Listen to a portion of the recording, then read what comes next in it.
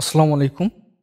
আজকে আমরা সাধারণ গণিত বইয়ের অনুশীলনী ১ এর কিভাবে আবৃত দশমিকের গুণ এবং ভাগ করতে হয় সেই বিষয়ে জানব। তো বই থেকে আমি ২টা করে উদাহরণ নিয়েছি। আশা করি এই উদাহরণগুলোর সমাধান করলে তোমরা বাকি যেকোনো আবৃত দশমিক সংখ্যার গুণন এবং ভাগ সহজেই করতে পারবা। তো শুরু করা যাক। তো প্রথমে আমি যে উদাহরণটা নিচ্ছি সেটা হচ্ছে ১৭ এর খ নাম্বার। এখানে দেওয়া ছিল 2.4 পৌনঃপুনিক গুণন 0.81 দুইটার উপরেই পৌনঃপুনিক আছে। এই দুটোর গুণন কিভাবে করতে হবে? তো এখানে গুণন করার জন্য প্রথমে আমাদেরকে এই যে পৌনঃপুনিকওয়ালা সংখ্যাগুলো আছে এগুলোকে সাধারণ ভগ্নাংশে রূপান্তর করতে হবে। তাহলে 2.4 এর উপর পৌনঃপুনিক আছে। এটাকে যখন আমরা সাধারণ ভগ্নাংশে পরিণত করব, তার জন্য আমাদেরকে যা করতে হবে সেটা হচ্ছে এইভাবে একটা টান দিয়ে নিব। নেওয়ার পর পুরো যে সংখ্যাটা আছে, এই যে পুরো সংখ্যা, এই পুরো সংখ্যাটা আমরা দশমিক এবং পৌনঃপুনিক ছাড়া লিখে ফেলবো। তাহলে এখানে 24 এইভাবে লিখব। লেখার পর আমরা একটা মাইনাস দিব। দেওয়ার পর কি করব? এই যে পৌনঃপুনিক যেখানে শুরু হইছে, এখানে পৌনঃপুনিক শুরু হইছে হচ্ছে এই জায়গায়। এই পৌনঃপুনিক শুরু হওয়ার আগ পর্যন্ত, অর্থাৎ এই যে আগে যত কিছু আছে এই সবগুলো আমরা লিখে ফেলবো। তো এখানে শুধু 2 আছে, অবশ্যই আমরা দশমিক ছাড়া লিখবো। তাহলে 2 লিখে ফেললাম। তারপর কি করতে হবে?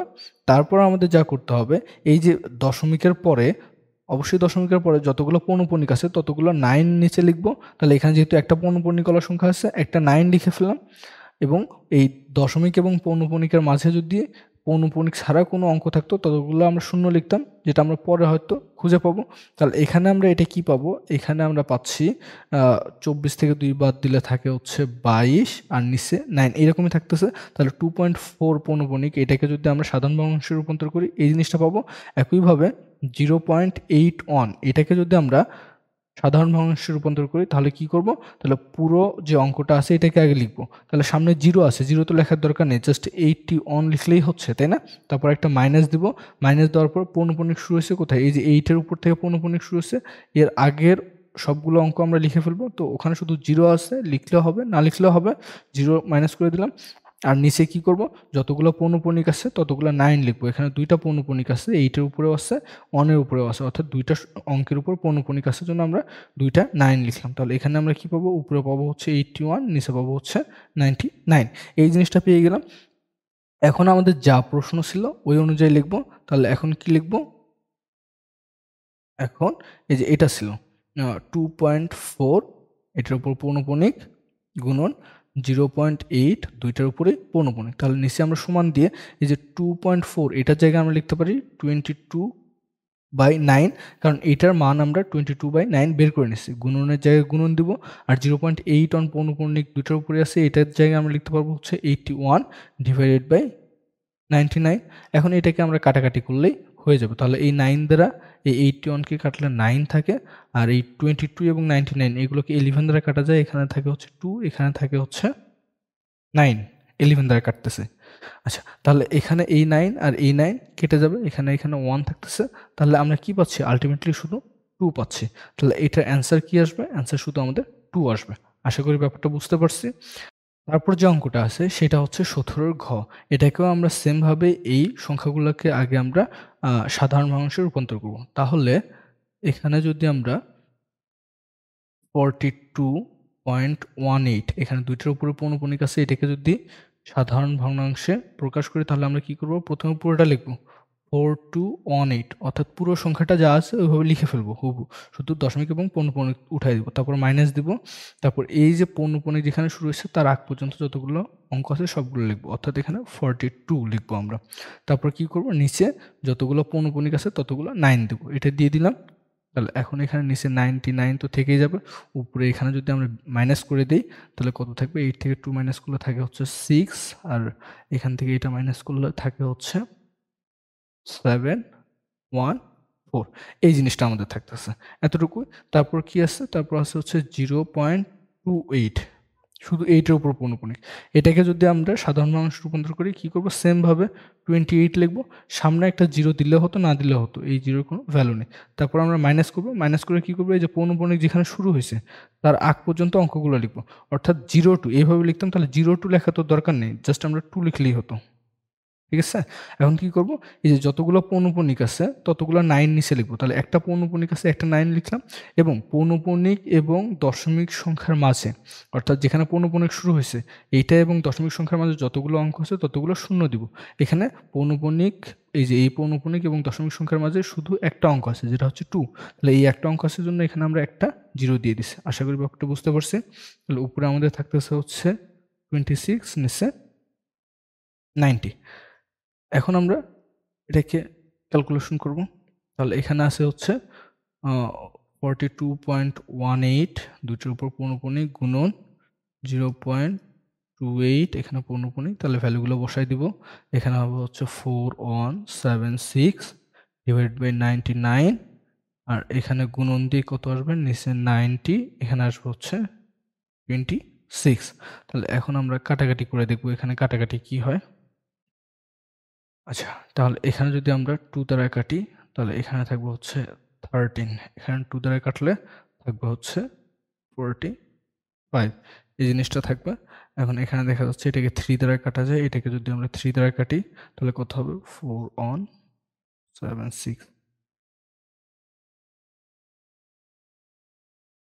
এটাকে 3 দ্বারা কাটলে থাকবে হচ্ছে 15, এটাকে 3 দ্বারা কাটলে থাকবে হচ্ছে 1392, এটা থাকতেছে। তাহলে এখন আবার এটাকে 3 দ্বারা কাটা যায় কিনা দেখি। হ্যাঁ, এটাকে আবার 3 দ্বারা কাটা যাচ্ছে।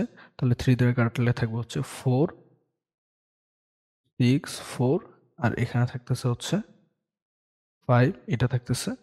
এখন এইটা যে 4, 6, 4 আছে এটাকে আবার 3 দ্বারা কাটা যায় কিনা দেখি। না, এটাকে আর 3 দ্বারা কাটা যাচ্ছে না। তাহলে উম এটাকে আমরা আপাতত এরকম রেখে দেই। তাহলে উপরে আমাদের থাকতেছে 464 ইনটু 13। তাহলে 464 ইনটু 13, এইটা মানে হচ্ছে 6032, এটা আসতেছে আমাদের। এবং নিচে এই যে 99 ইনটু 5, এটা যদি আমরা গুণন করে দিই তাহলে আমাদের আসবে 495, এই জিনিসটা আসবে। তো এখন আমাদের এই যে 6032 ডিভাইডেড বাই 9, আ সরি 495, এইটা আমরা পাইছি। এটাকে কিন্তু আমাদের সাধারণ ভগ্নাংশে রাখলে হবে না। কারণ আমাদের অঙ্কটা ছিল হচ্ছে পৌনঃপুন্যিকলার সংখ্যায়। তাহলে আমাদের কি করতে হবে? এই যে 6032 ডিভাইডেড বাই 495, এটাকে আবার আমাদের হচ্ছে উম আবৃত দশমিকে অথবা দশমিক সংখ্যায় প্রকাশ করতে হবে। তাহলে এই যে উপরের সংখ্যাটাকে নিচের সংখ্যা দ্বারা আমরা ভাগ করে দিব। ভাগ করে দিলে আমাদের যা হয় সেটাই অ্যান্সার আসবে। আশা করি ভাগ করার প্রসেসটা পারবা। আমি তারপরে এখানে দেখায় দেই। এখানে হচ্ছে 6032, এখানে এই যে 603, এটার ভিতর যাচ্ছে হচ্ছে একবার। তাহলে এখানে থাকবে হচ্ছে 495, তাহলে এখানে কত থাকতেছে? এখানে থাকবে হচ্ছে 801, এটা থাকবে। তারপর এখান থেকে 2 নেমে আসবে। এটার ভিতর 2 বার যাচ্ছে। 2 বার গেলে আমাদের কত আসবে? আসবে হচ্ছে 2 দ্বারা যদি এটাকে গুণ করে দিই তাহলে এখানে 0, এখানে 9, এখানে হচ্ছে 8, আর এখানে 9, এরকম আসবে। এখানে থাকতেছে হচ্ছে 2, এখানে থাকতেছে হচ্ছে 9,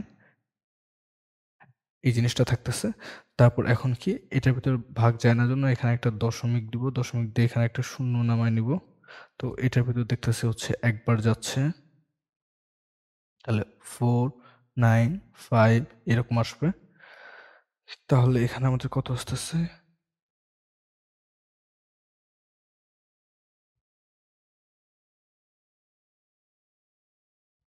এটাকে যদি আমরা ক্যালকুলেশন করি, এইভাবে ক্যালকুলেশন করতেই থাকি, তাহলে দেখব যে এখানে হচ্ছে পরবর্তীতে 8, 5, 8, 5, 8, 5 এইভাবে আসতেই থাকবে।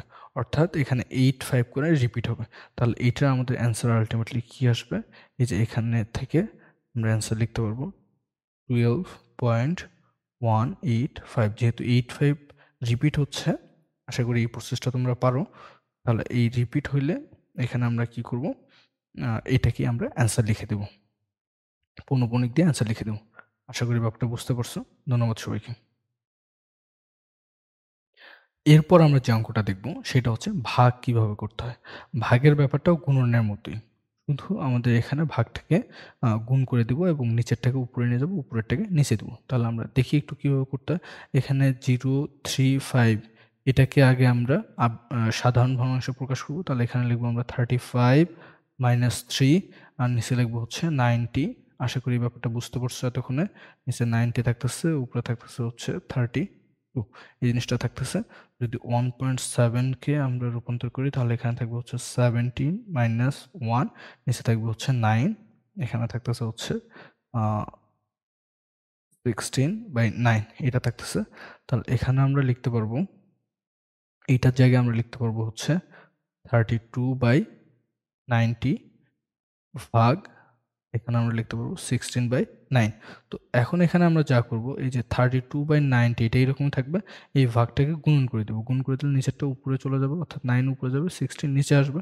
এখন এখানে যদি আমরা কাটাকাটি করি, 16 দ্বারা 32 কে কাটলে 2 বার, 9 দ্বারা 90 কে কাটলে 10 বার, 2 দ্বারা এই 10 কে যদি কাটি তাহলে 5 বার। তাহলে এখানে কি পাচ্ছি আমরা? উপরে 1, উপরে কিছুই নেই, মানে এই যে 1 আছে, তাহলে উপরে 1 নিচে 5।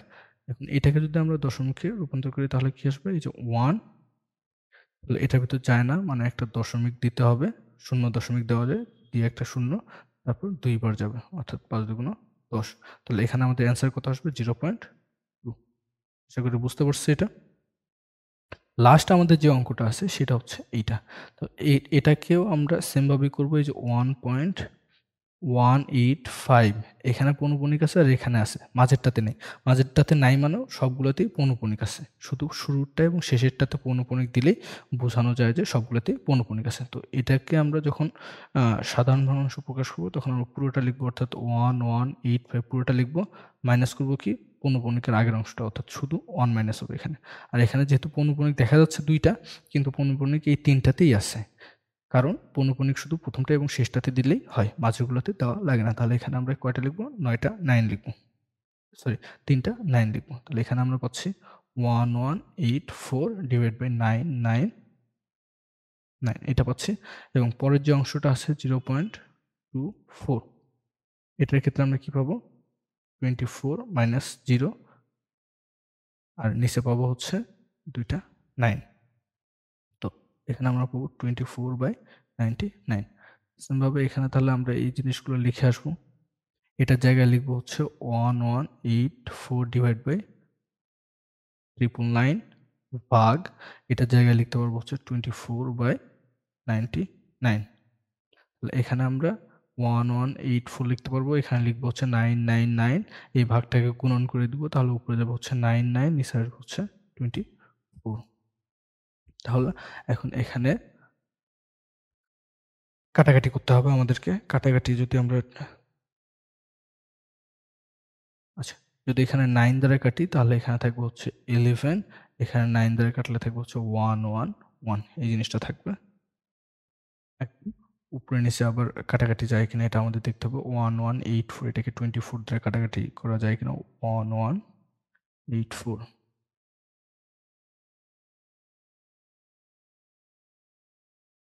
এটাকে 8 দ্বারা কাটা যায়, 8 দ্বারা কাটলে থাকে হচ্ছে 3, আর এটাকে 8 দ্বারা যদি আমরা কাটি থাকে হচ্ছে 148 এটা থাকতেছে। আচ্ছা, তাহলে এরকম যদি আমাদের থাকে তাহলে এখন আমরা কি করব?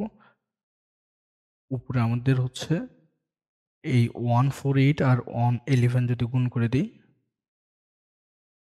তাহলে আমাদের থাকতেছে হচ্ছে 1628 এটা থাকতেছে, আর নিচে থাকবে হচ্ছে 333 এটা থাকতেছে। এখন এই যে 333 এটা দ্বারা যদি আমরা এটাকে পুরোটাকে ভাগ করে দিই তাহলে আমাদের আসবে এরকম আসবে 4.8888 অর্থাৎ 8 আসতেই থাকবে। তাহলে 8 যদি আসতেই থাকে তাহলে আমরা 4.8 লিখে তার উপর পৌনঃপুনিক দিব। অর্থাৎ এটা মানেই এটা 8 টা চলতে থাকবে। তাহলে এটাই আমাদের অ্যান্সার হবে। আশা করি এখন আমরা যেকোনো ধরনের আবৃত দশমিক সংখ্যার গুণন হোক, ভাগ হোক, সেগুলো সহজেই করতে পারবো। এবং আবৃত দশমিক সংখ্যা থেকে যদি আমাদের সাধারণ ভগ্নাংশে রূপান্তর করতে বলে সেগুলো খুব সহজে করতে পারবো। আশা করি সবাই বুঝতে পারছো। ধন্যবাদ সবাইকে।